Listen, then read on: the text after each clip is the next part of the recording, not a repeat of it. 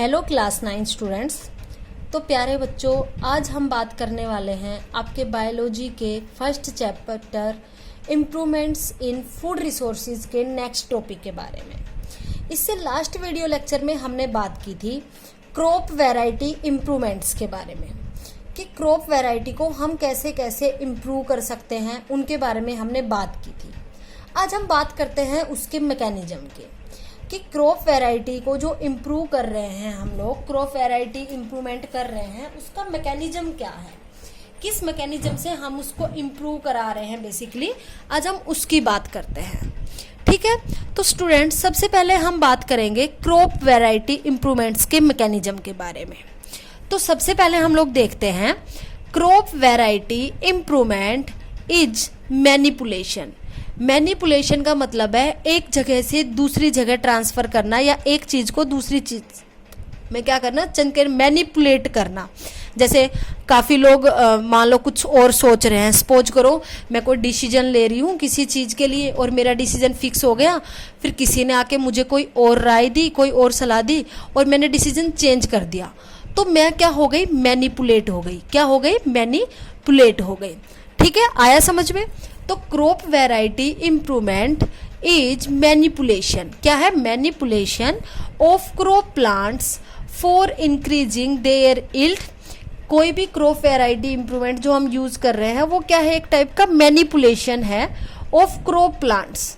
Manipulate करना है crop plants को, मतलब हम चेंज ही तो कर रहे थे प्लांट्स को, क्रॉप वैरायटीज को, कि हमने 2 प्लांट की वैरायटीज ली, फिर उनको क्रॉसिंग करा के हमने एक सिंगल ऐसा प्लांट की वैरायटी डेवलप की जिसमें सभी टाइप के डिजायरेबल कैरेक्टर्स हो जो हमें चाहिए। ठीक है, तो आपने हमने क्या कर दिया, मैनिपुलेट कर दिया क्रॉप प्लांट को। तो क्रॉप वैरायटी इंप्रूवमेंट भी क्या है, एक मैनिपुलेशन है of crop plants for increasing there yield, उनकी यील्ड अच्छी हो, इम्प्रूविंग क्वालिटी, उनकी क्वालिटी अच्छी हो, शूटेबिलिटी, वो अच्छे से शूटेबल हो जाए टू वेरिड कंडीशन। कोई भी कंडीशन आए, आंधी तूफान बरसात या फिर धूप छाव, जो भी कंडीशन आए, जो भी इन्वायरमेंटल वेरिड कंडीशन आए, वैराइड कंडीशन आए, उसके अकॉर्डिंग वो लोग क्या हो जाए, शूटेबल हो जाए।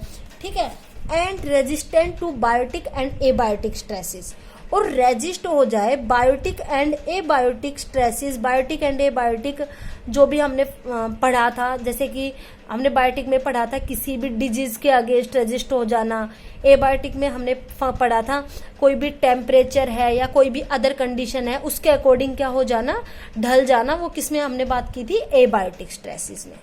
तो क्रॉप वैरायटी इंप्रूवमेंट्स में हम बेसिकली क्या करते हैं, क्रॉप प्लांट्स को मैनिपुलेट करते हैं। और वो मैनिपुलेट करना क्यों जरूरी है, ताकि हम जो क्रॉप लगा रहे हैं उसकी हमें यील्ड अच्छी हो, उसकी क्वालिटी अच्छी हो, वो किसी भी वेरिड कंडीशन में ग्रो कर सके और वो बायोटिक एंड एबायोटिक फैक्टर्स के अगेंस्ट क्या हो, रेजिस्ट हो। क्या हो, रेजिस्ट हो। इसलिए हम क्या कर रहे हैं, क्रॉप वैरायटी इंप्रूवमेंट कर रहे हैं। ओके, तो क्या कर रहे हैं हम, क्रॉप वैरायटी इंप्रूवमेंट्स की इसलिए हम लोग बात कर रहे हैं। अब हम नेक्स्ट बात करते हैं जेनेटिक मैनिपुलेशन। जेनेटिक मैनिपुलेशन क्या होता है, अब आपने यहाँ पे क्रॉप प्लांट्स को मैनिपुलेट किया है ताकि उनकी इम्प्रूवमेंट अच्छी हो, उनकी वैरायटी अच्छी हो। अब हम जेनेटिक मैनिपुलेशन कैसे करते हैं, जेनेटिक मैनिपुलेशन को ही आप जेनेटिक मॉडिफिकेशन भी बोलते हो और जेनेटिक इंजीनियरिंग भी बोलते हो।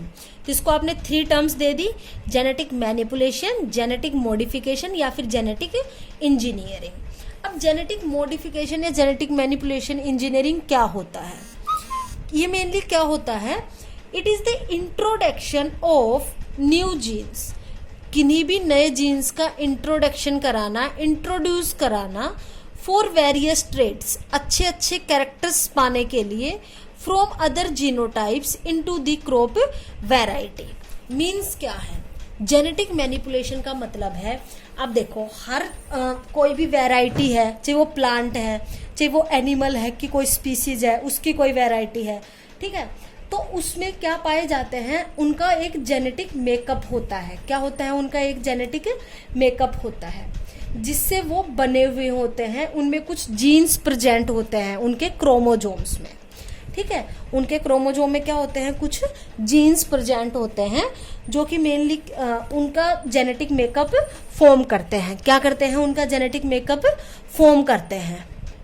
अब हम बात करते हैं क्रोमोजोम के बारे में कि क्रोमोजोम क्या होता है। तो क्रोमोजोम बेसिकली क्या होता है, ये अपने जेनेटिक मटेरियल का ही पार्ट होता है। किसका पार्ट होता है, जेनेटिक मटेरियल का ही पार्ट होता है। और जेनेटिक मटेरियल क्या है, डीएनए। जेनेटिक मटेरियल क्या है, डीएनए। तो डीएनए का पार्ट होता है मेनली, और जिसके ऊपर अपने कैरेक्टर्स या अपने ट्रेट्स के अकॉर्डिंग जीन्स प्रेजेंट होते हैं। क्या प्रेजेंट होते हैं, मेनली जीन्स प्रेजेंट होते हैं। तो जेनेटिक मॉडिफिकेशन में हम क्या करते हैं, मेनली इंट्रोडक्शन कराते हैं या इनकॉर्पोरेशन कराते हैं नए जीन्स का for various traits. Other traits का मतलब है कैरेक्टर्स। अब हम बात करें ट्रेट्स की, तो जैसे अपने अंदर अगर बात करें हम कैरेक्टर्स की या ट्रेट्स की, तो अगर हम हाइट की बात लें तो किसी की हाइट छोटी है, किसी की हाइट बड़ी है, तो हाइट क्या हो गया, ट्रेट हो गया, कैरेक्टर हो गया। ऐसे अगर हम बात करें बॉडी कलर की, तो कलरिंग में भी फर्क है। अब हम है सारे इंडियंस ही, लेकिन सबकी स्किन का कलर अलग अलग है, तो वो भी क्या हो गया, ट्रेट हो गया। तो इनकॉर्पोरेशन कराते हैं न्यू जीन का फॉर वेरियस ट्रेट्स, मतलब जैसे कैरेक्टर्स हमें चाहिए किसी भी प्लांट में, कि उसकी ग्रोथ अच्छी हो, उसकी ड्यूरेशन कैसी हो, या फिर उसकी मैच्योरिटी पीरियड कितना हो, उसके अलावा उसके सीड्स कैसे हो, उन सब के बेसिस पे जो भी हमें ट्रेट चाहिए, जो भी हमें कैरेक्टर चाहिए किसी प्लांट में, उसके अकॉर्डिंग हम एक नया जीन परफॉर्म करते हैं और उसको हम इंट्रोड्यूस कराएंगे अदर जीनोटाइप में, अदर वेराइटी में, इनटू द क्रॉप वेराइटी। ठीक है, फ्रॉम अदर जीनोटाइप, दूसरे जीनोटाइप से लेके into the crop variety. Crop variety को प्रोड्यूस करने के लिए हम लोग क्या करेंगे, नए जीन्स को, अलग अलग ट्रेट के, अलग अलग कैरेक्टर के नए जीन्स को इंट्रोड्यूस कराएंगे। ये हमने किसमें किया, जेनेटिक मैनिपुलेशन में। अब हम बात करते हैं जेनेटिक मैनिपुलेशन या फिर जेनेटिक मॉडिफिकेशन हम कैसे कैसे कर सकते हैं। तो जेनेटिक मैनिपुलेशन हम बेसिकली कैसे कैसे कर सकते हैं, it is carried out through, कैसे कैसे किया जा सकता है, हाइब्रिडाइजेशन, जिसके बारे में मैंने आपको लास्ट वीडियो लेक्चर में ये टर्म बताई थी, hybridization, mutation, breeding, polyploidy and DNA recombinant या फिर रिकॉम्बिनेशन टेक्नोलॉजी।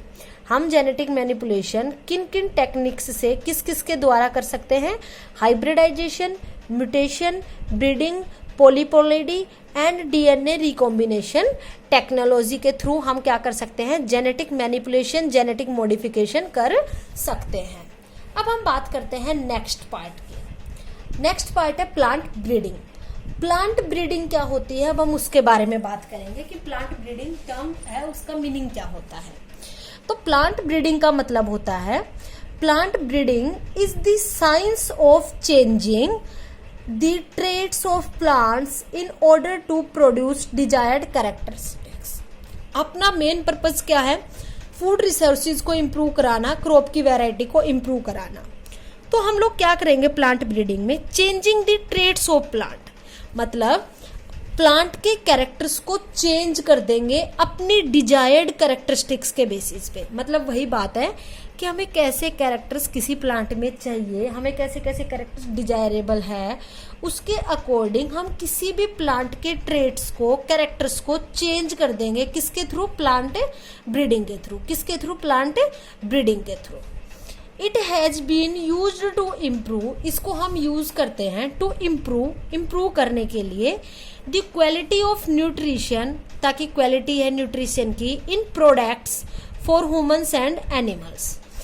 हम क्यों यूज करते हैं मेनली, कि जो क्वालिटी है न्यूट्रिशन की प्रोडक्ट्स में humans, for humans and animals के लिए, वो इम्प्रूव हो सके। क्या हो सके, वो इम्प्रूव हो सके। उसलिए इसके बेसिस पे हम लोग क्या करते हैं, अब जैसे मान लो कोई प्लांट है, अब कोई एप्पल का प्लांट है, मैंगो का प्लांट है, तो अगर हम उसमें अपने अकॉर्डिंग, अपनी कैरेक्टरिस्टिक, अपने डिजायरेबल कैरेक्टरिस्टिक्स के बेसिस पे अकॉर्डिंग मतलब मान लो चेंजिंग करेंगे उसके जीन में, या फिर ऐसे ट्रेट्स, ऐसे कैरेक्टर्स उसमें इंट्रोड्यूस करेंगे जो बहुत ही अच्छे हो, तो उसकी वजह से क्या होगा, जो न्यूट्रिशन की क्वालिटी है वो भी इंक्रीज होगी उन फ्रूट्स में।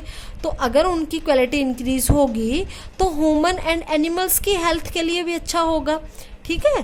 तो अपना काम क्या हुआ प्लांट ब्रीडिंग का, कि क्वालिटी को इम्प्रूव करना या फिर अपने डिजायर्ड कैरेक्टर्स का क्या करना, इंट्रोडक्शन कराना किसी भी प्लांट में उसके ट्रेट्स को चेंज करा के। ओके, अब हम बात करते हैं नेक्स्ट पॉइंट की। Various approaches which are used for genetic improvement of crop plants are referred to as plant breeding methods और टेक्निक्स। वो सारे वेरियस अप्रोचेज या वेरियस जो भी आप अप्रोच यूज कर रहे हो, which are used for genetic improvement, किसके लिए, जेनेटिक इम्प्रूवमेंट कराने के लिए ऑफ क्रॉप प्लांट्स, मतलब क्रॉप प्लांट्स में जेनेटिक इम्प्रूवमेंट के लिए जो भी आप अप्रोचेज यूज कर रहे हो वो क्या कहलाती है, प्लांट ब्रीडिंग मेथड और टेक्निक्स, प्लांट ब्रीडिंग मेथड या फिर प्लांट ब्रीडिंग टेक्निक्स कहलाती है। अब हम बात करते हैं नेक्स्ट पॉइंट की, genetic improvement of crop plants. Genetic improvement होना किसी भी क्रॉप प्लांट का has been done by adopting the following steps. Genetic improvement कैसे करते हैं क्रॉप प्लांट्स का, वो फॉलोइंग स्टेप्स के द्वारा हम लोग बात करते हैं कि कौन कौन से स्टेप्स के द्वारा हम जेनेटिक इम्प्रूवमेंट कर सकते हैं क्रॉप प्लांट्स में। तो फर्स्ट है introduction, first one is the introduction, second is the selection and third one is the hybridisation.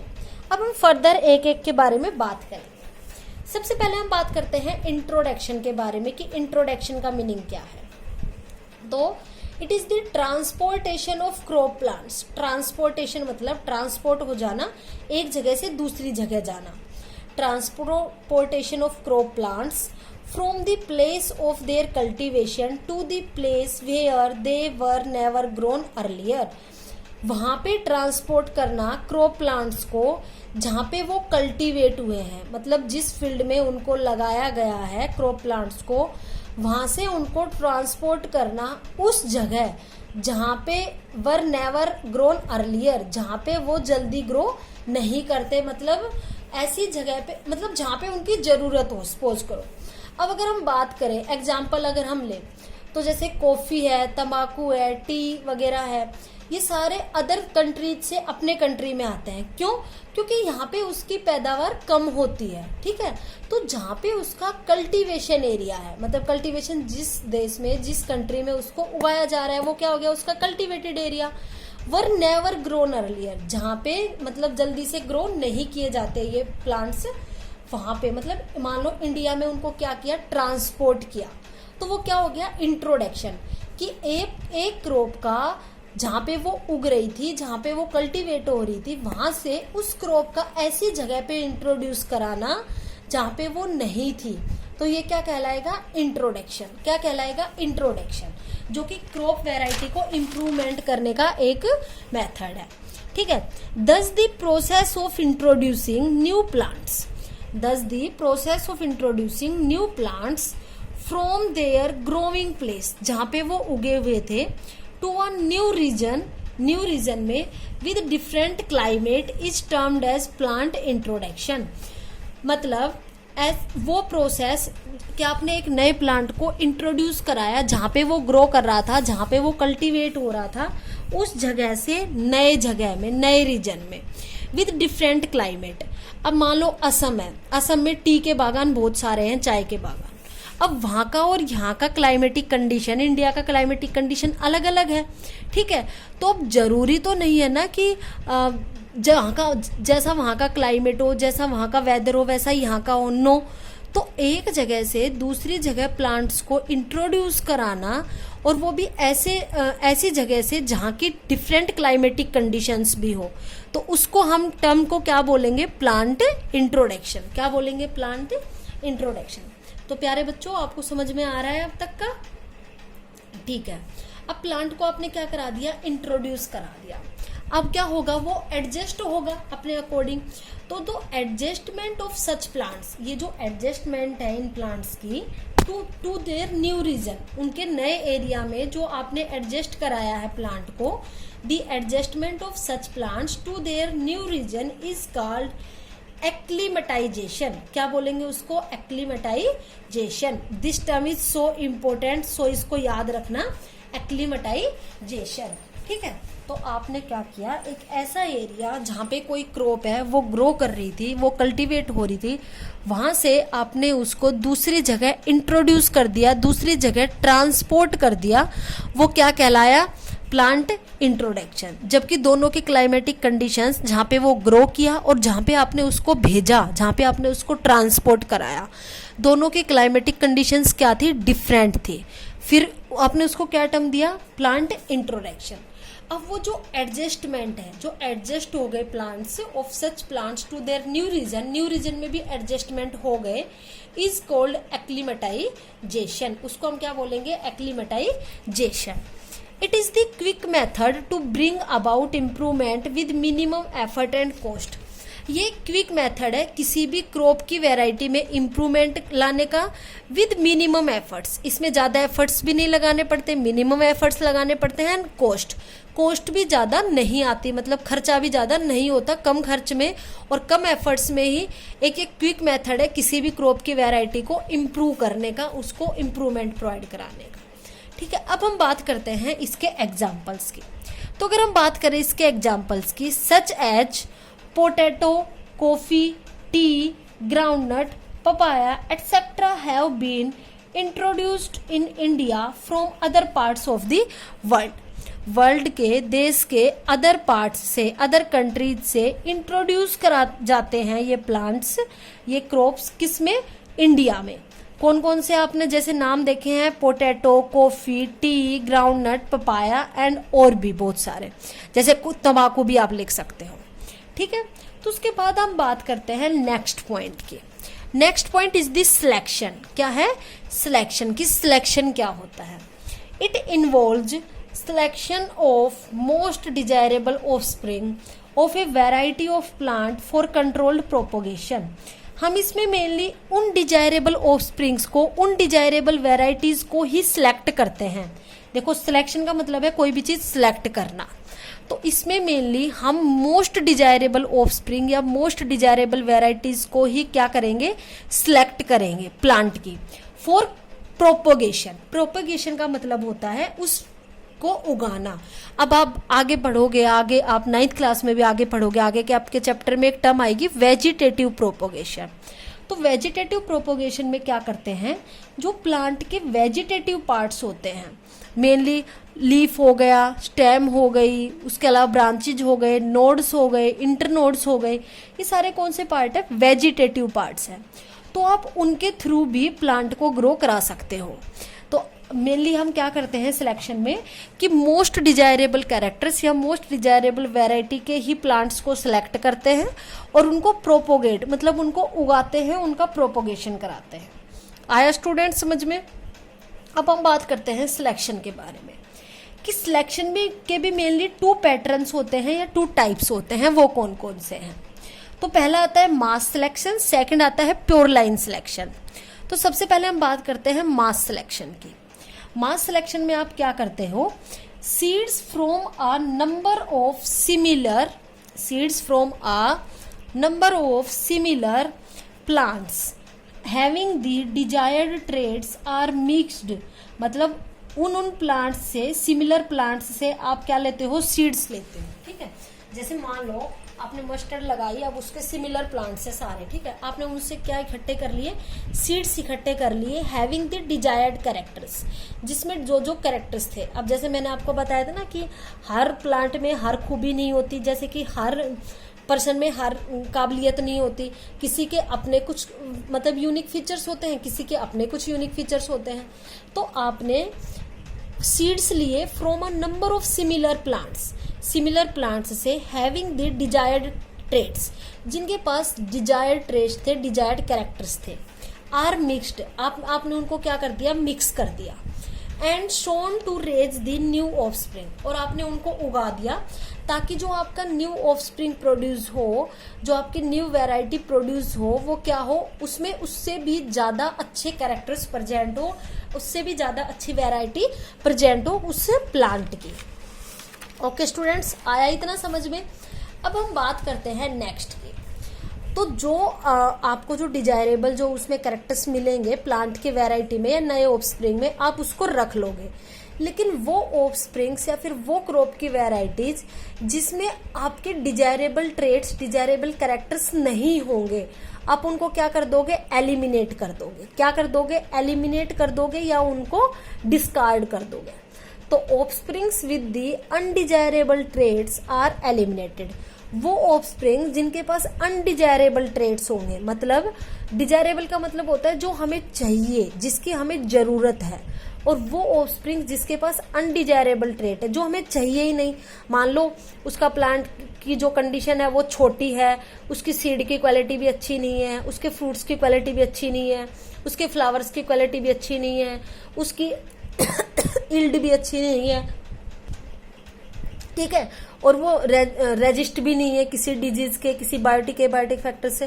तो ऐसे के आप सीड्स वगैरह को लेके ऐसी क्रॉप की वैरायटी को उगा के आप क्या करोगे, आप नहीं उगाओगे।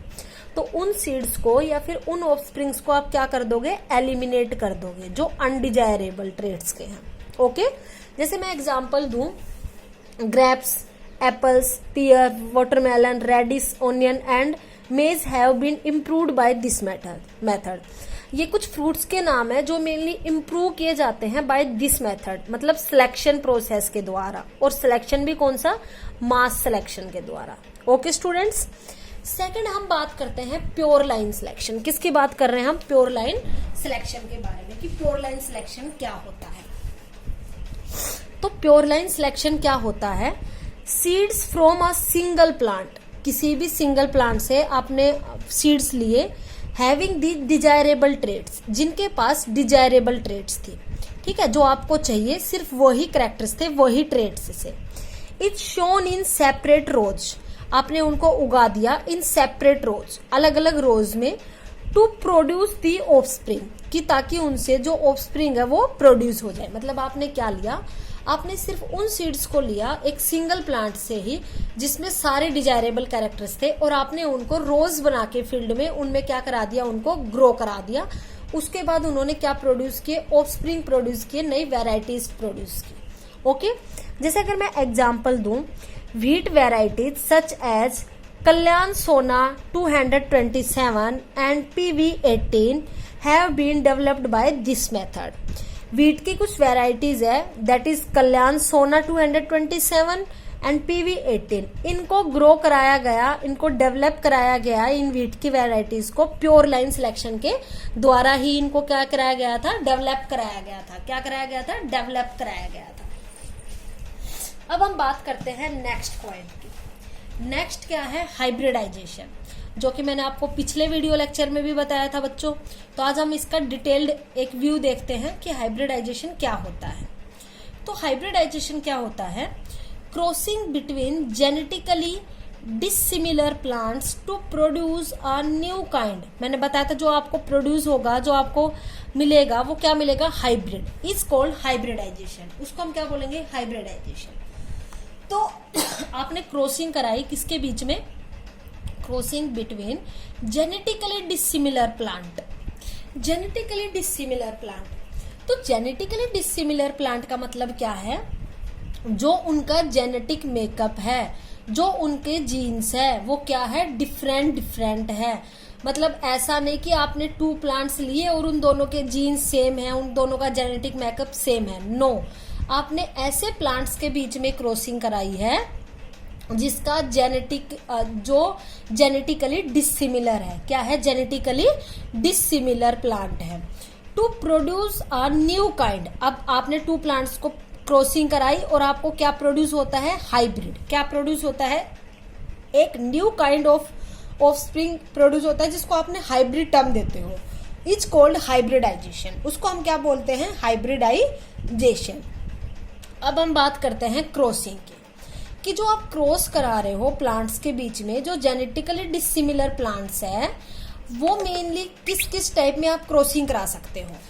तो सबसे पहले आप क्रॉसिंग करा सकते हो बिटवीन 2 डिफरेंट वेराइटीज। मान लो 2 डिफरेंट वेराइटीज के प्लांट्स हैं, ठीक है।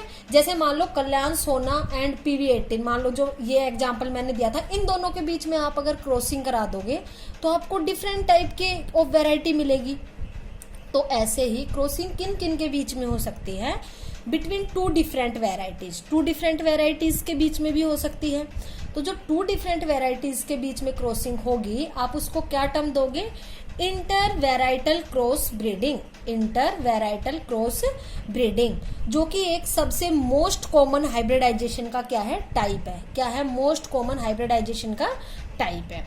उसके बाद आप और किसके बीच में क्रॉसिंग करा सकते हो, क्रॉसिंग में भी between two different species of same genes, दो डिफरेंट स्पीसीज है लेकिन उनके जीन्स क्या है, सेम है, उनके जीन्स क्या है, सेम है। आपने अगर उनके बीच में क्रॉसिंग कराई तो उस टर्म को आप क्या बोलोगे, inter specific cross breeding, inter specific cross breeding. जहां पे भी डिफरेंट आ जाए, कोई भी चीज टू डिफरेंट, तो वहां पे आप टर्म यूज करते हो इंटर। और जहां पे अगर टू सेम आ जाए, अगर यहाँ पे आ जाता बिटवीन टू सेम वेराइटीज, तो यहाँ पे टर्म आ जाती इंट्रा। क्या टर्म आ जाती, इंट्रा। तो आप सेम के लिए क्या टर्म यूज करते हो, इंट्रा। और अगर कोई चीज डिफरेंट है, आप उसके लिए क्या यूज करते हो, इंटर। ठीक है, ये दो टर्म याद रखना, इंटर एंड इंट्रा। तो आपने यहाँ पे क्या किया, two different species of same genus, same genus है लेकिन उनकी अलग अलग स्पीसीज है, आपने उनके बीच में क्या करा दिया, डिफरेंट स्पीसीज है, आपने उनके बीच में क्रॉसिंग करा दी। तो आप उसको क्या टर्म दोगे, इंटर स्पेसिफिक क्रॉस ब्रीडिंग। क्या टर्म दोगे, इंटर स्पेसिफिक, कि अलग अलग स्पीसीज के बीच में हो रहा है cross breeding. And third is the crossing में भी बिटवीन डिफरेंट जेनेरा। अगर आपने डिफरेंट जेनेरा, डिफरेंट जीनस के बीच में ही अगर आपने क्रॉसिंग करा दी, तो आप उसको क्या टर्म दोगे, इंटर जेनेरिक क्रॉस ब्रीडिंग। देखो, डिफरेंट वेराइटीज के बारे में कराया तो इंटर वेराइटर, डिफरेंट स्पीसीज के बीच में कराया तो इंटर स्पेसिफिक, डिफरेंट जीनस के बीच में कराया तो इंटर जेनेरिक। नेमिंग आपको बहुत इजीली याद हो जाएगी अगर आप एक ट्रिक से याद करोगे तो। ठीक है स्टूडेंट्स, अब हम बात करते हैं नेक्स्ट पॉइंट की। नेक्स्ट क्या है, next is this method incorporates the desired, desired कौन कौन से, जो गुड कैरेक्टरिस्टिक्स है जो हमें चाहिए। This method incorporates the desired मतलब good characteristics of both parent in one variety. अब मैंने बताया था कि आपने टू जो प्लांट्स लिए हैं उन दोनों की वैरायटी प्रेजेंट होगी, जो एक प्लांट यहाँ पे आएगा रिजल्ट में, जो आपका हाइब्रिड फॉर्म होगा उसमें। ठीक है, तो इसने वही बात बताई है कि ये जो मेथड है हाइब्रिडाइजेशन, इससे आप जो इनकॉर्पोरेट द डिजायर्ड कैरेक्टर्स, वो सारे डिजायर्ड कैरेक्टर्स जो आपको चाहिए वो इनकॉर्पोरेट कर सकते हो दोनों पेरेंट्स में से एक वैरायटी में, उससे एक वैरायटी फॉर्म करके। जैसे मैंने आपको एग्जांपल दिया था, सपोज करो कोई एक प्लांट है वो डिजीज रेजिस्टेंस है, कोई एक प्लांट है उसकी हाई यील्ड है। अगर आपने इन दोनों के बीच में क्रॉसिंग करा दी तो जो प्लांट मिलेगा उसमें क्या होगी, दोनों पेरेंट्स की वैरायटी प्रेजेंट होगी। जो दोनों पेरेंट्स में तो जो डिजायरेबल वैरायटी है कि मतलब रेजिस्टेंस टू डिजीज और हाई यील्ड, वो वैरायटी इस प्लांट में, इस हाइब्रिड में क्या होगी, प्रेजेंट होगी। तो हाइब्रिडाइजेशन के थ्रू आप डिजायर्ड कैरेक्टरिस्टिक्स को, दोनों पेरेंट्स में जो भी डिजायरेबल कैरेक्टरिस्टिक्स है उसको भी इंट्रोड्यूस करा सकते हो एक सिंगल वैरायटी में।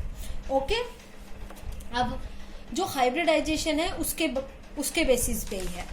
Farmers keeping in mind climatic factors, input application, disease and pest resistance, quality and adaptability, etc. A large number of varieties have been developed in India.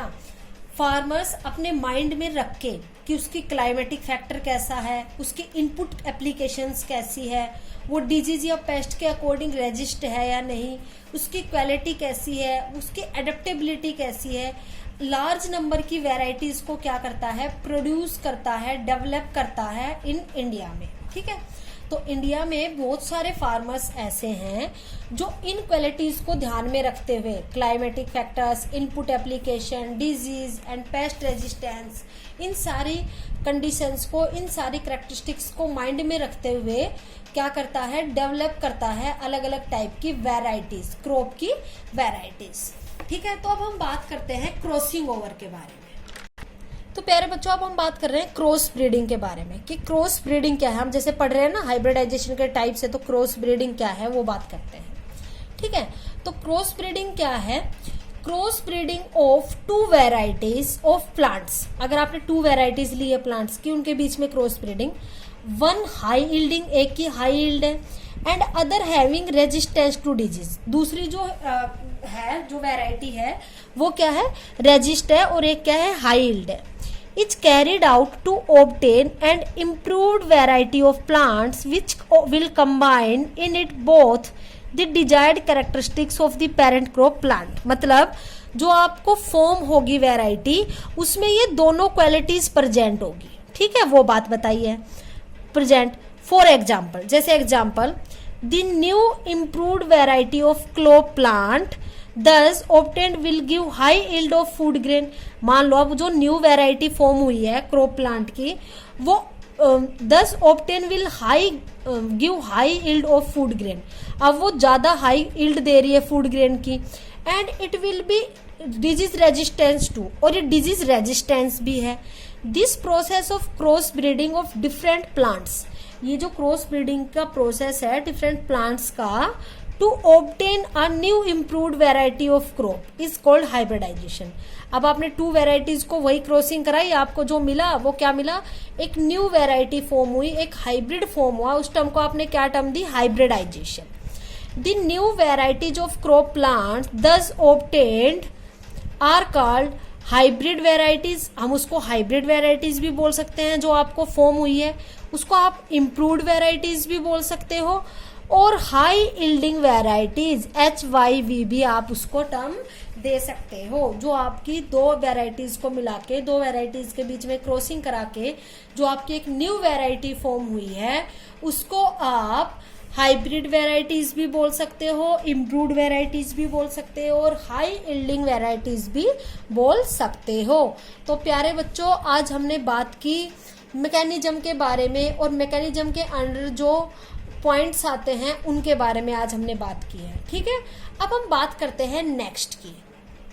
Next हम बात करते हैं म्यूटेशन ब्रीडिंग की। किसकी बात करते हैं हम, म्यूटेशन ब्रीडिंग की। कि म्यूटेशन ब्रीडिंग क्या होता है, म्यूटेशन का मतलब होता है sudden change, sudden inheritable change या फिर इनहेरिटेबल वेरिएशंस। सडन, अचानक से, इनहेरिटेबल, इनहेरिटेबल का मतलब है वो कैरेक्टर्स या वो फीचर्स जो एक जनरेशन से दूसरी जनरेशन में पास आउट हो। मतलब इनहेरिटेबल का मतलब है जैसे कि आपसे, आपके पेरेंट्स से आप में कुछ कैरेक्टर्स ट्रांसमिट हुए हैं, आपसे, आपके पेरेंट्स से आप में कुछ कैरेक्टर्स ट्रांसमिट हुए हैं, ट्रांसमिशन हुआ है उनका, ठीक है। तो वो कंडीशन क्या कहलाएगी, इनहेरिटेबल, जो एक जनरेशन से नेक्स्ट जनरेशन में मतलब क्या कर रही है, ट्रांसमिशन हो रहा है जिसका, वो क्या कहलाएगी, इनहेरिटेबल। तो म्यूटेशन का मतलब क्या होता है, सडन इनहेरिटेबल वेरिएशंस, अचानक से इनहेरिटेबल वेरिएशंस का आ जाना किसी भी जनरेशन में, वो क्या कहलाएगी, म्यूटेशन। अब वो इनहेरिटेबल वेरिएशन अपने डीएनए में ही आएगी, जेनेटिक मटेरियल में, तभी तो वो पास आउट होगा नेक्स्ट जनरेशन में, ठीक है। अब हम बात करते हैं नेक्स्ट पॉइंट की। They are produced at random through gamma irradiation, ये मेनली प्रोड्यूस्ड होती है रैंडम, रैंडम का मतलब है कभी कभी, through gamma irradiation and a number of other physical और chemical agents called mutagens. Mutation mainly किससे अराइज होती है, किससे प्रोड्यूस होती है, थ्रू गामा इरेडिएशंस के through, and number of other physical और केमिकल एजेंट्स कॉल्ड म्यूटेजेंस, जिनको हम म्यूटेजेंस भी बोलते हैं, उनके द्वारा भी, ओके। नेक्स्ट हम बात करते हैं, एक एग्जाम्पल है ट्रिपल ड्वार्फ मैक्सिकन। क्या है, triple dwarf Mexican, varieties of wheat, wheat की वेराइटी है triple dwarf Mexican, varieties of wheat were developed by NF बोरलॉफ। क्या है, NF बोरलॉफ, ठीक है। तो ट्रिपल ड्वार्फ मैक्सिकन वैरायटी है व्हीट की, जो किसके द्वारा डेवलप की गई है, NF बोरलॉफ के द्वारा in 1963 through incorporation of mutations by selective hybridization. Selective hybridization के द्वारा उसने क्या किया, म्यूटेशन को इनकॉर्पोरेट किया। अब हाइब्रिडाइजेशन के द्वारा आप किसी भी जीन को इंट्रोड्यूस भी करा रहे थे, ठीक है, क्रॉसिंग के द्वारा आपको जो डिजायर्ड कैरेक्टर्स चाहिए थे वो डाल के आप और फिर उनको उनके बीच में क्रॉसिंग भी करा रहे थे। तो आप इनकॉर्पोरेशन कर दोगे म्यूटेशन का बाय सिलेक्टिव हाइब्रिडाइजेशन, तो ये जो ट्रिपल ड्वार्फ मैक्सिकन वैरायटी थी वीट की, वो डेवलप की गई NF बोरलाफ ने in 1963 through incorporation of mutation. Mutation का क्या कर दिया, इनकॉर्पोरेशन कर दिया by selective hybridization, selective hybridization के द्वारा। अब हम बात करते हैं नेक्स्ट पॉइंट की। Next is the polyploidy. क्या होता है पॉलीप्लॉइडी? देखो पॉलीप्लॉइडी का मेन क्या होता है, mainly increase in the chromosome number, chromosome numbers का इंक्रीज हो जाना। अब अगर बात करो आप क्रोमोजोम्स के बारे में, ठीक है, अगर चलो ठीक है मैं बेसिकली आपको बात करती हूँ क्रोमोजोम्स के बारे में, ठीक है। हम सबसे पहले बात करते हैं क्रोमोजोम्स के बारे में कि क्रोमोजोम्स बेसिकली होते क्या है, ठीक है। क्रोमोजोम्स, तो क्रोमोजोम्स मेनली अपने डीएनए में क्या होते हैं, प्रेजेंट होते हैं। डीएनए क्या है, जेनेटिक मटेरियल। किस में प्रेजेंट होते हैं, डीएनए में। और डीएनए क्या है, जेनेटिक मटेरियल, जो मेनली ट्रांसमिशन होता है जिसका एक पेरेंट से उसके नेक्स्ट जनरेशन में। अब जो क्रोमोजोम है उस पे क्या प्रेजेंट होते हैं, मेनली जीन्स प्रेजेंट होते हैं। क्रोमोजोम पे मेनली क्या प्रेजेंट होते हैं, जीन्स प्रेजेंट होते हैं। अब आपको पता होगा मेनली जो ह्यूमन बींग्स है उनमें कितने क्रोमोजोम्स पाए जाते हैं। तो ह्यूमन बींग्स में मेनली 46 क्रोमोजोम्स पाए जाते हैं, 46 क्रोमोजोम्स पाए जाते हैं, ठीक है। अब मैं पहले ह्यूमन बींग्स की बात कर रही हूँ, तो मतलब 46 का मतलब है 23 पेयर्स में अगर आप बात करो तो, ठीक है। जैसे 46 क्रोमोजोम है तो एक क्रोमोजोम की कितनी कॉपी होती है, मेनली 2 कॉपीज होती है, तो टोटल 46 हो गए। और पेयर में बात करें तो 23 पेयर्स, जिसमें अगर बात करें तो 1 पेयर किसका होता है, सेक्स क्रोमोजोम इसका, एंड 22 पेयर्स किसके होते हैं, ऑटोजोम्स के। 22 पेयर्स किसके होते हैं, ऑटोजोम्स के, और एक पेयर किसका होता है, सेक्स क्रोमोजोम का। अब अगर हम बात करें, ये तो सब में क्या होते हैं सेम, मेल एंड फीमेल में। सेक्स क्रोमोजोम में क्या होता है, डिफरेंस होता है। मेल में जो सेक्स क्रोमोजोम पाए जाते हैं वो पाए जाते हैं X and Y, and female में जो सेक्स क्रोमोजोम पाए जाते हैं वो पाए जाता है एक्स एंड एक्स। ये किसकी बात कर रही हूं मैं, ह्यूमन बींग्स की। किसकी बात कर रही हूं मैं, ह्यूमन बींग्स की। ऐसे ही अगर आप बात करो पॉलीप्लॉइडी की, तो पॉलीप्लॉइडी का मतलब है क्रोमोजोम नंबर में इंक्रीमेंट हो जाना, ठीक है, या फिर डिक्रीमेंट हो जाना। मेनली क्या होता है, इंक्रीमेंट। अब जो इंक्रीमेंट है वो कैसे हो सकता है, देखो अब जो क्रोमोजोम्स नंबर है अगर उनका डुप्लीकेशन हो जाए, उनका इंक्रीमेंट हो जाए, तो क्या कर हो जाती है, उस कंडीशन को हम क्या बोलते हैं, पॉलीप्लॉइडी कंडीशन।